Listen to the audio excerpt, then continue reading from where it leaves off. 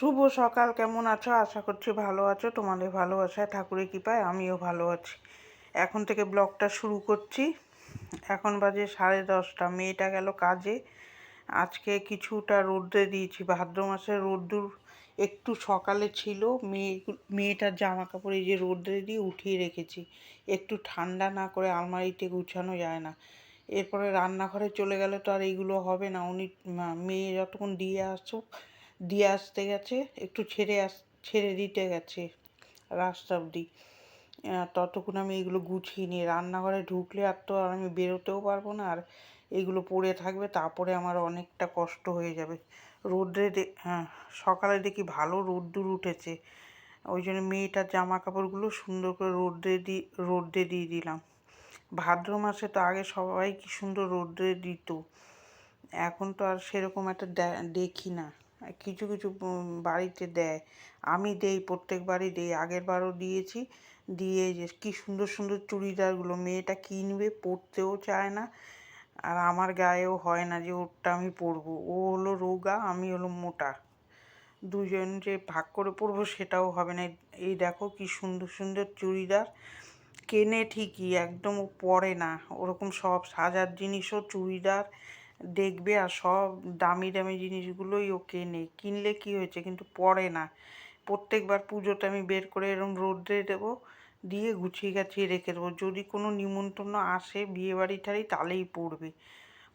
এইটা তো একটা আলমারির বের করেছে, আরও আছে ওর আরেকটা আলমারিতে। ওগুলো ভাবছি আর একদিন দেবো। আলমারিটা ধরেছি একে একে দেবো, এত তো জায়গাও নেই মেলার। আর আগে আমি দেখতাম পুজো আসার আগে এরকম সব আমাদের মারাও জামা কাপড় রোদ্রে দেওয়া, বিছনা টিছনা রোদ্রে দিয়ে ঘর দুয়ার ঝাড়তো। এই যে সুন্দর করে গুছিয়ে রাখছে, এইভাবে গুছিয়ে রাখলে অত ইস্ত্রি করতে হয় না।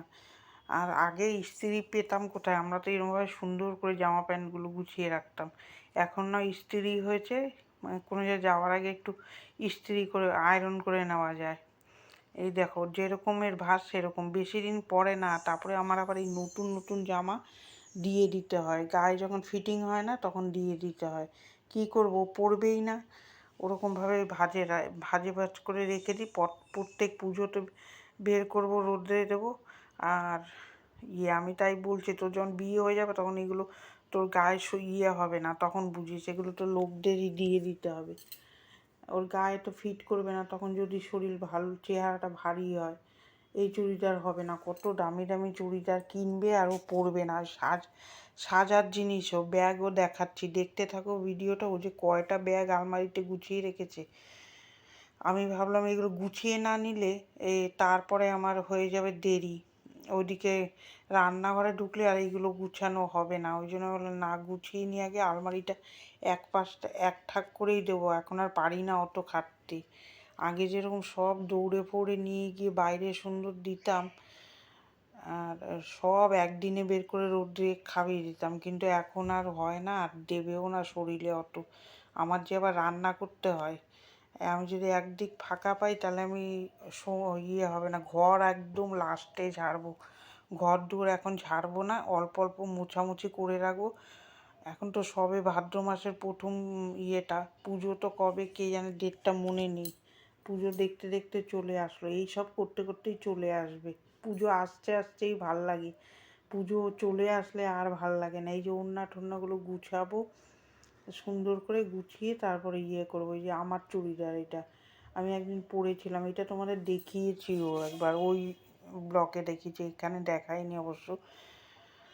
আস্তে আস্তে অল্প অল্প করতে করতে অনেকে, আমার তো আবার রান্না থাকে, একদিনে সব কাজ করা যাবে না। আমি ভাবছি ওরকম একটু একটু একটু একটু করে পরিষ্কার করবো, ঘর ঝাড়বো না। ঘর আমি ওই মহালয়ার আগে আগে ঝাড়বো, কেন এত আগে ঝাড়লে ও কয়বার যে আমার ঝাড়া হয়ে যাবে এর মধ্যে। ওর ফাইনাল ঝাড়া কয়দিন, ওই পুজোর একদম তো সময় ঝাড়বো।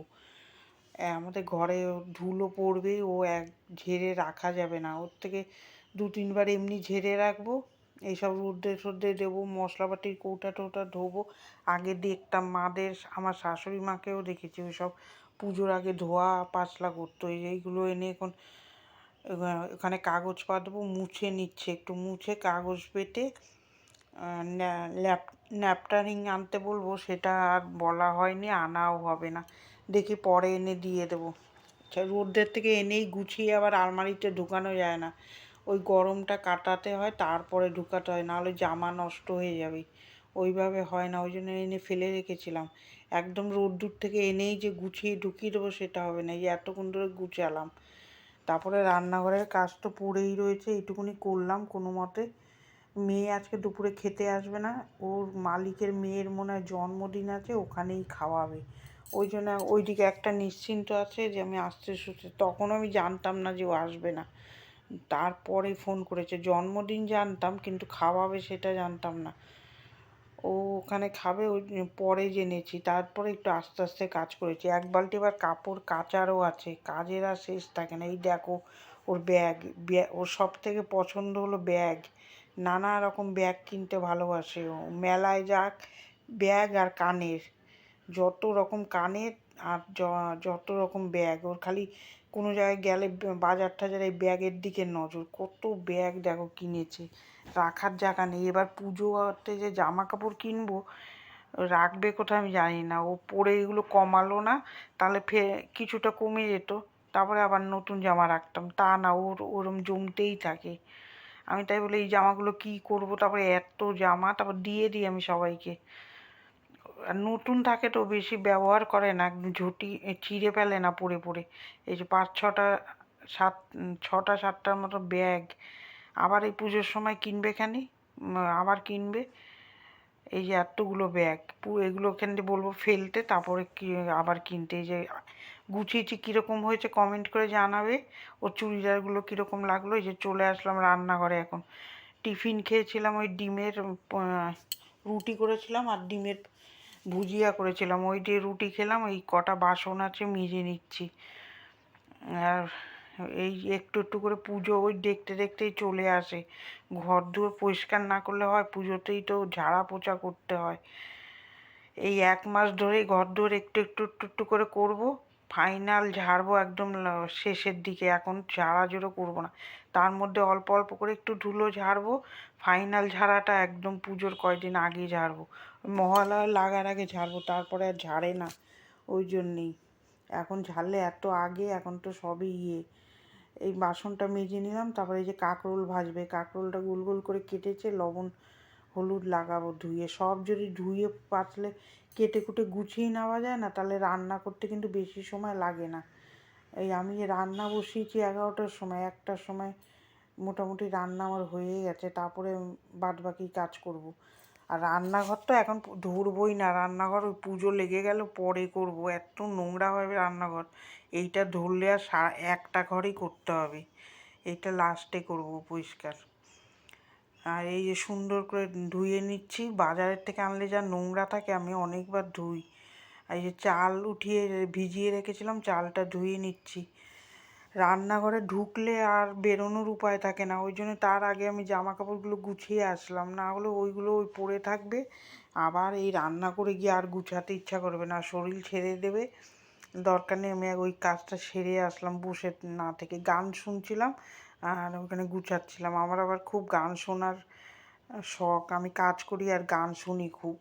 আমার আবার প্রিয় হলো গান, সব থেকে ভাল লাগে গান শুনতে, ওই গান শুনি আর কাজ করি, একটু জোরে করে গান চালিয়ে নিই, কানে গানটা যায়, আর আমি রান্না করি কাজ করি, বেশ ইন্টারেস্ট লাগে, মন লাগে। তোমাদের কি ভাল লাগে নাকি কমেন্ট করে জানাবে, তোমাদেরও কি এই অভ্যাস আছে নাকি? আমার তো এইটাই অভ্যাস। এই যে ভাতের চালটা ছেড়ে দিলাম, আর বাটা মাছ এনেছে ছোট ছোট, আর মুরগির মাংস হবে, আর হাঁস তো বাজার দিয়ে একটু একটু ছাড়িয়ে দেয়, এই ছাড়াতে যে কত সময় লাগে, ওই এগুলো ছাড়িয়ে ভালো করে ধুয়ে নেবো, এসব গুছিয়ে নিলে আবার রান্না করতে বেশি সময় লাগবে না আমার, গুছিয়ে নিতে হবে, আবার এক একদিন গুছাতে পারি না, সময় লাগে। ওই যে ডালের ফ্যানটা ফেলে দিলাম, ওই আর এই মাংস এনেছে, মাংসগুলো ধুয়ে নেবো, বিকালে মেয়েটার জন্য রেখে দেবো, মেয়েটা খাবে। এই যে মাছে হলুদ লবণ লাগাবো, আর আমি কাঁকরোল ভাজা দিই না, হলুদ দিই না, ওর তেলটা নষ্ট হয়ে যাবে তাহলে পুরো।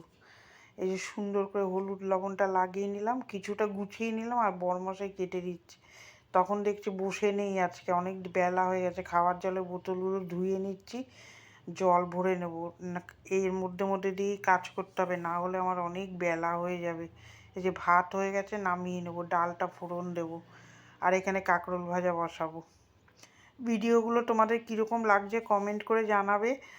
কোন জায়গাটা ভাল লাগে, আমার কোন কাজটা ভাল লাগছে, তাহলে আমার খুব ভালো লাগবে। আমার তো রোজই কাজই থাকে, আর এক্সট্রা কাজ তো আমি বেশি কিছু করতেই পারি না। আজকে তাও কোন কপাল ভালো, সকালবেলা অনেক ভালো রোদ্দুর উঠেছিল, ওই মেয়েটার জামা কাপড় রোদ্রে দিলাম, তারপরেই দেখি আকাশের মুখ আবার কালো হয়ে গেছে। এই বুঝে বুঝে ভাদ্র মাস তো এরকম রোদ্দুর হবে, বৃষ্টি হবে, কত কিছু হবে, ওর মধ্যে মধ্যে দিয়ে রোদ্রে দিতে হবে, ওই রোদ্রের সাথে দৌড়াতে হবে আমাদের। কাঁকরোল ভাজাটা হয়ে গেছে, এবার মাছটা ভাজা বসালাম। মাংস আর চাল কুমড়ো করেছি, ওইটা তোমাদের সাথে শেয়ার করলাম না। ওইটা তো অনেকবার করেছি। ওখানে কড়াইতে এলাচ লবঙ্গ আর দারচিনি দিয়ে আলুটা ভেজে নিলাম, তারপরে ওই যে মাংস দিয়ে দিলাম, মুরগির মাংস, আর ওখানে মাছটা ভেজে নিচ্ছি। খুন্তি নামিয়ে নিলাম, কেন ওই খুন্তিটা দিয়ে মাংস নাড়িয়েছি তো, আমার বরমশাই এবার ছোঁয়া লাগলে খেতে যাবে না, ওই জন্যেই। আর এখানে এই যে মাংসটা নাড়াচ্ছি, উনি আবার একদম ছোঁয়া খায় না, আমি আবার এমনিই খাই।